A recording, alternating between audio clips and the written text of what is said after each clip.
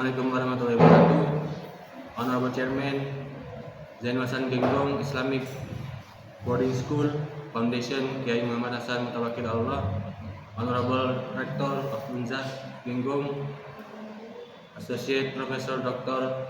Abdul Aziz, Honorable the Head of English Study Program, Dr. Zainuddin, and also Honorable to all lecturers and to all my friends. Did you know that you have rights to have a better education?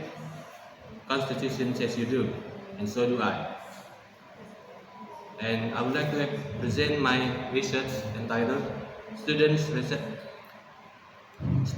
Perception and Response Regarding the Impact of Socio-Economic Factors on the Motivation to Learn English. So, we assume that if we want to learn English, we need to have a better intellect, maybe a better financial condition. So there are many ways that students have struggled when learning English, especially socio-economic factors.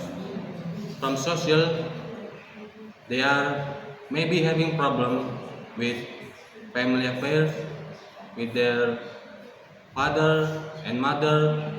Maybe they have their own goal for their students, for their son and daughter.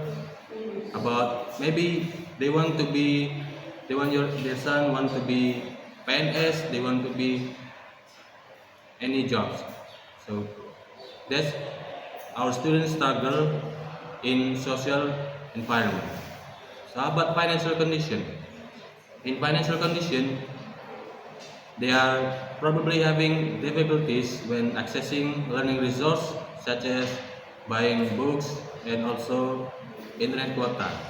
So this research was conducted with qualitative case study approach. Data were